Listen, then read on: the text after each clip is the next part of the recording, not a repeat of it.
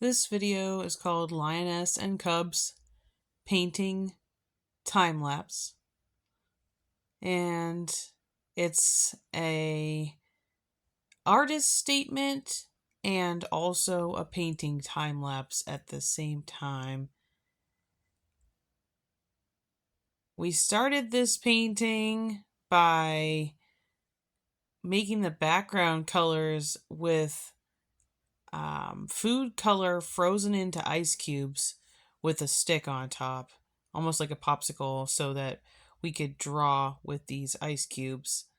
And we colored the watercolor paper, which is a cold press, nice watercolor paper. It's a 12 by 18 size, I think. And you can see me laying in the sketch with charcoal and maybe a little chalk pastel. Then I'll start coming in with the gouache, and I'm using two different brands of gouache just because I like the color selections. I'll leave more detailed comments about the materials used in the comments. I like gouache because it's opaque. If you make an error in the shape, you can easily correct your angles and not have to worry about transparency.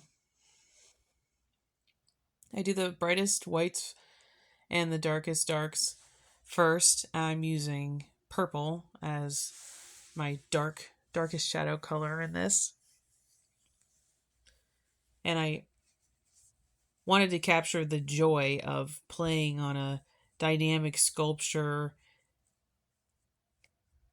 understanding what the piece is all about, and engaging with the city in such a palpable way. The sculptor obviously chose the Lioness and Cubs as very interesting material to look at, and tons of children passing by would agree, and adults would agree too. Like touching the cast bronze and feeling the heat of the sunshine is delightful.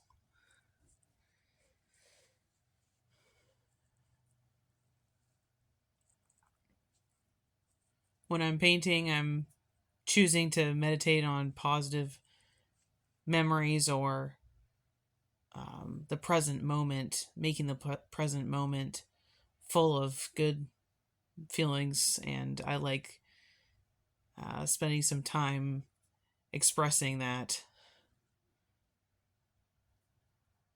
I'll start with big brushes, and then I come in with increasingly smaller brushes to get the details. The big brushes let you swab on a bunch of color and get the main shapes and get the action of the shapes.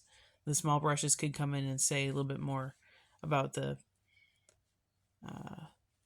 tiny details.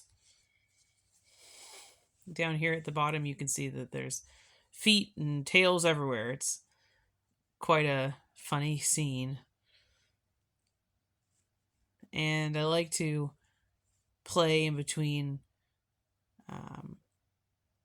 the abstract, the line of abstract, and being able to make out what the idea is, if it's a complex idea that I'm trying to say.